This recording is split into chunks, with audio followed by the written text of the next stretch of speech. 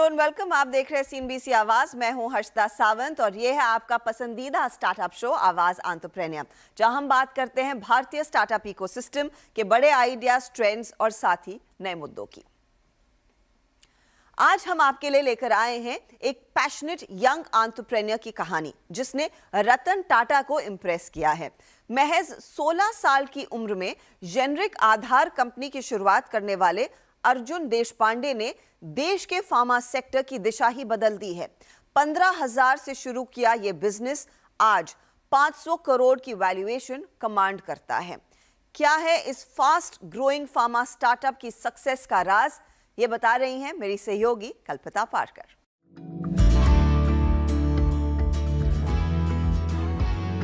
दवाई की दुकानों की तो कमी नहीं है देश में, लेकिन गरीब के बुरे वक्त में यहाँ इंसानियत ढूंढना भगवान ढूंढने से कम नहीं होता है।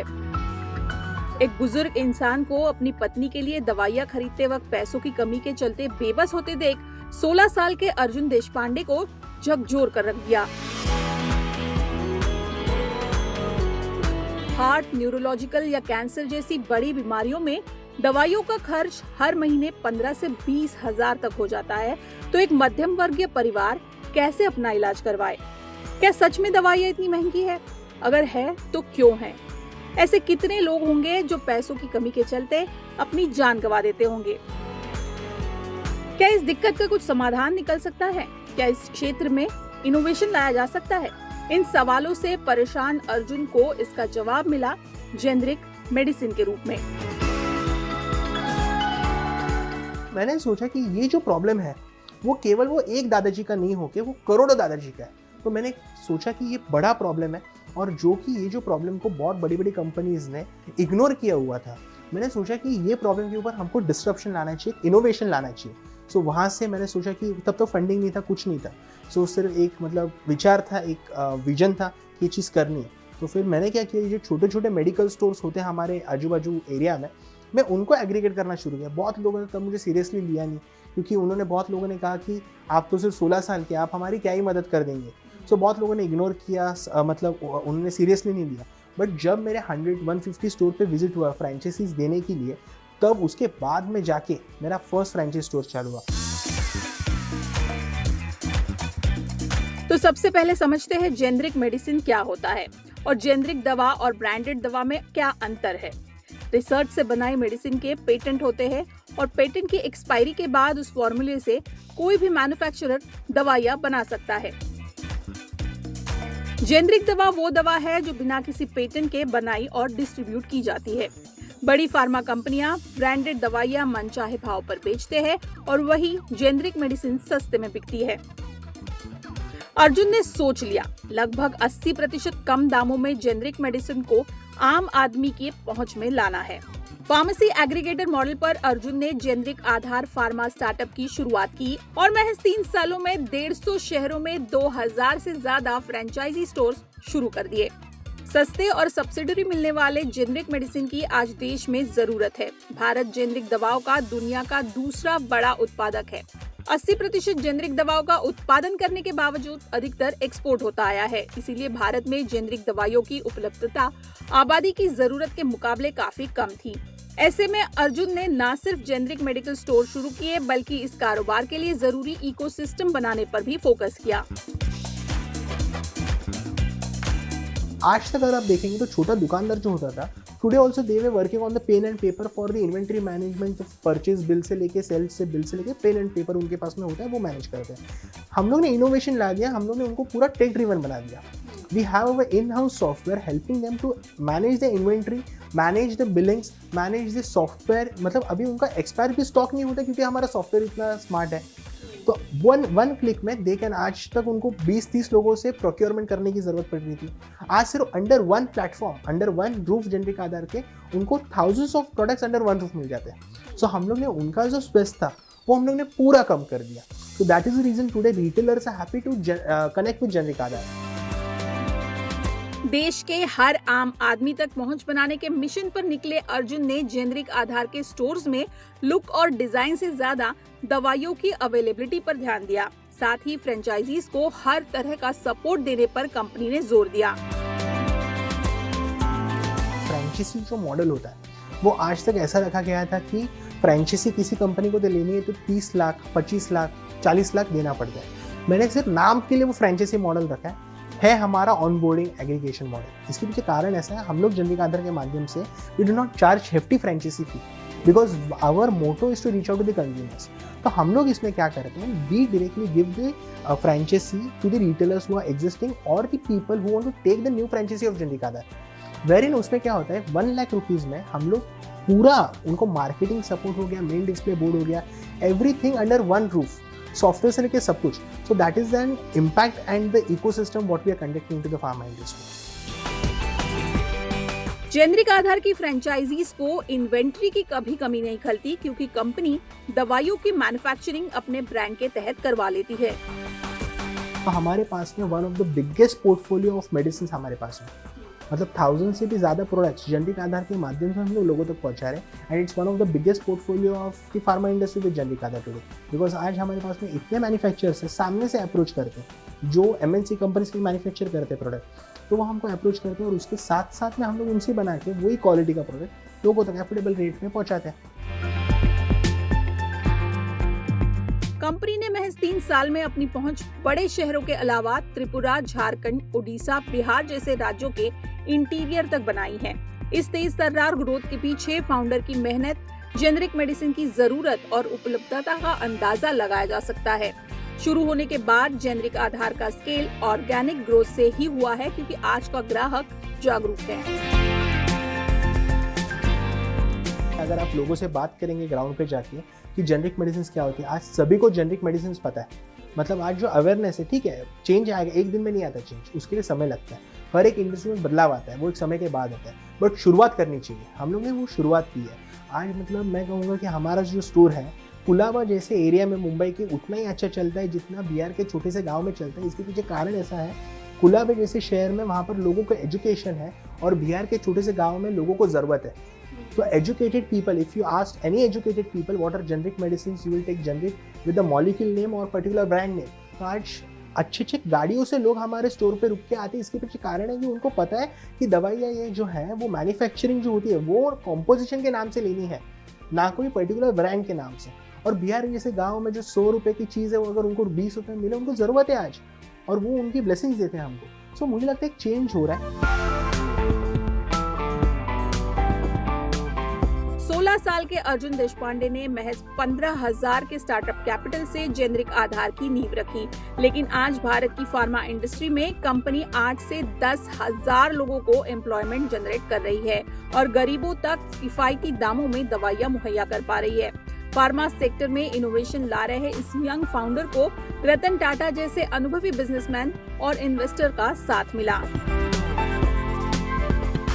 जब मैंने रतन सर को समझाया कि ये एक इनोवेशन हम लोग जा रहे हैं, एक डिस्ट्रप्शन हम लोग हेल्थ केयर में ला रहे हैं जिससे लाखों करोड़ों लोगों का महीने का बिल से पैसा बचेगा, तो उन्होंने मेरी 15 मिनट की मीटिंग हमारी चली थी 3 घंटे तक। और लास्ट में उन्होंने सिर्फ मुझे कहा कि Arjun, if this venture success this can change the entire health care ecosystem for the benefit of common man.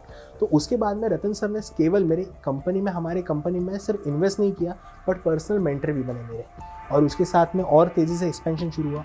और अभी तो मैं गर्व से कहूँगा, मतलब रिसेंटली हमारा जब हमारी कंपनी में जापान के सबसे बड़े venture capitalist beyond next ventures ने भी इन्वेस्ट किया बड़ी अमाउंट।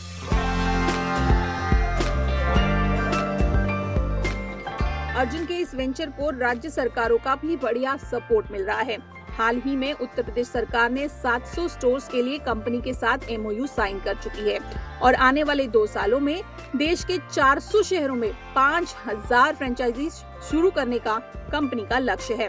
साथ ही कैंसर मेडिसिन को जेनरिक कैटेगरी में लाकर कैंसर पीड़ितों को इलाज में फाइनेंशियल राहत पहुंचाने पर काम जारी है।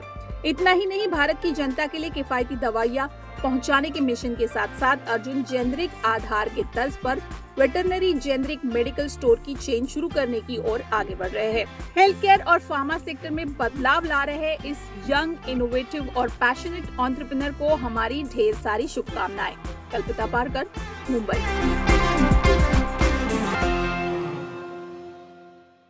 तो इस इस स्टोरी को देखकर साफ है कि एंटरप्रेन्योर बनने के लिए किसी खास डिग्री की कोई अहमियत नहीं है। बस आपको प्रॉब्लम आइडेंटिफाई करनी है और उसका सॉल्यूशन समय पर ढूंढना है। चलिए, इसी के साथ वक्त हो रहा है एक ब्रेक का, लेकिन इस इंस्पिरेशनल स्टार्टअप स्टोरी के बाद हम बात करेंगे इंश्योरटेक प्लेटफॉर्म इंश्योरेंस देखो की। कंपनी ने एक बड़े पैमाने पर सीरीज ए राउंड रेस किया है। आगे के प्लान्स क्या हैं? जुड़ेंगे हमारे साथ को फाउंडर अंकित अग्रवाल।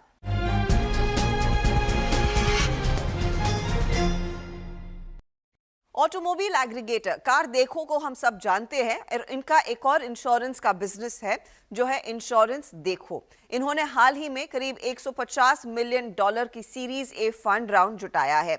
इस राउंड में इक्विटी और डेट दोनों का ही मिक्स है और शायद किसी भारतीय इंश्योरटेक कंपनी के सबसे बड़ा दरअसल ये राउंड इन्होंने रेस किया है। इसमें करीब करीब गोल्डमैन सैक्स, asset management company, TVS capital funds ने इक्विटी राउंड में हिस्सा लिया है और कुछ और निवेशक भी साथ में जुड़े हैं।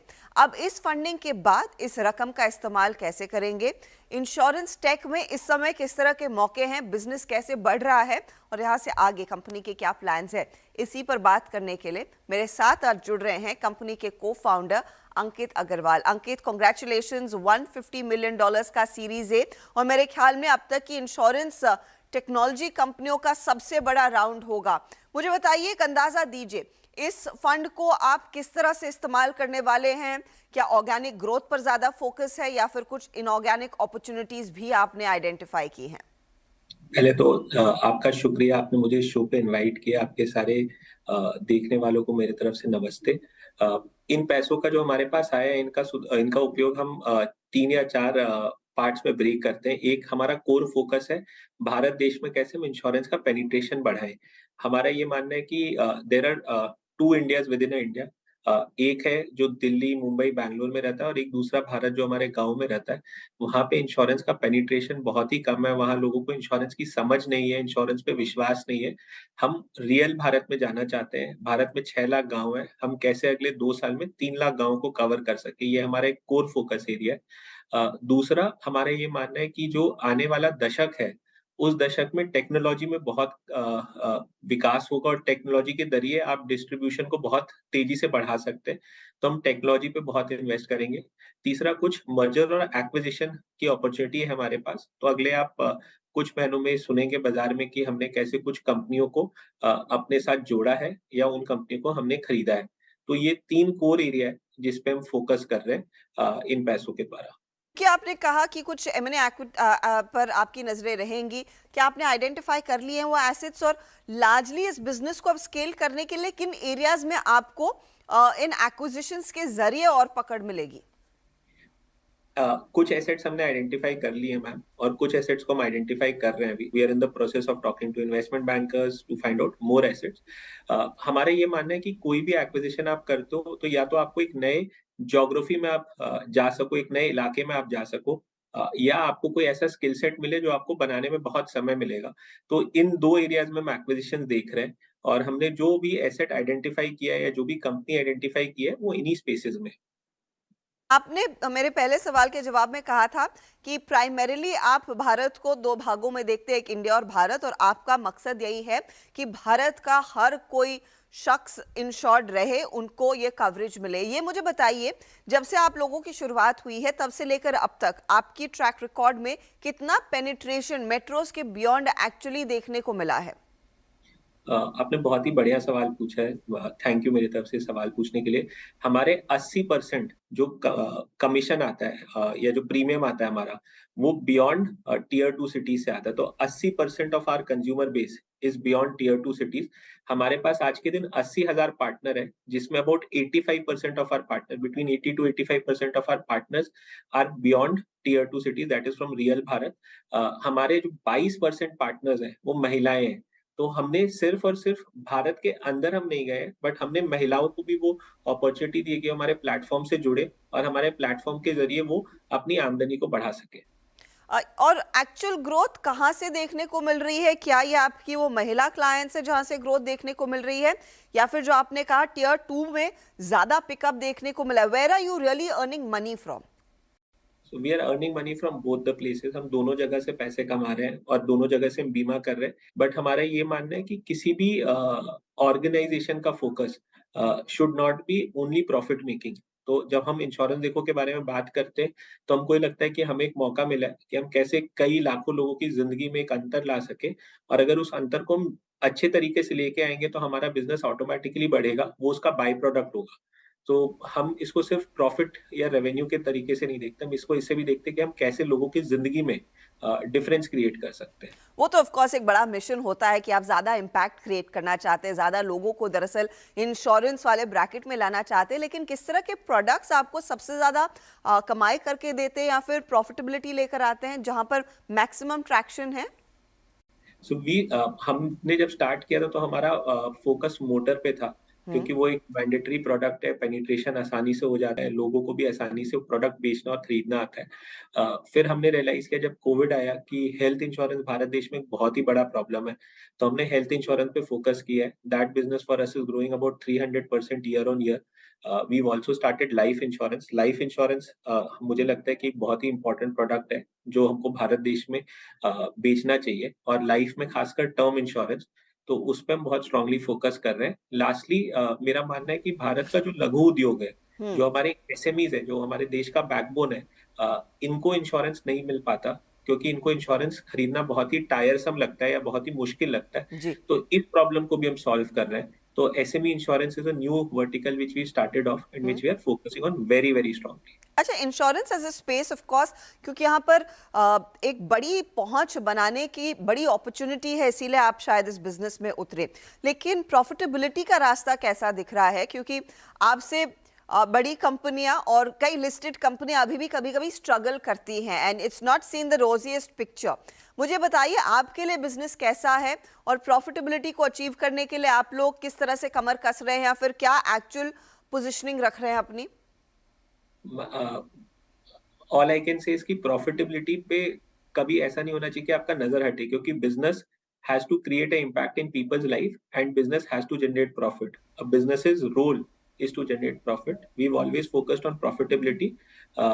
This quarter we should break even, and on a next full year financial basis also we will break even. तो हम बहुत ही क्लियर हैं कि हमको एक अच्छा बिजनेस बनाना है, जो कई कई 100 सालों तक रहे और वो बिजनेस प्रॉफिटेबली रन हो। ये दो चीजों पे हमारा कोर फोकस है। हम एक इंश्योरेंस कंपनी को एनालाइज करते हैं, हम एनुअल प्रीमियम अर्न देखते हैं, वैल्यू ऑफ न्यू बिजनेस देखते हैं।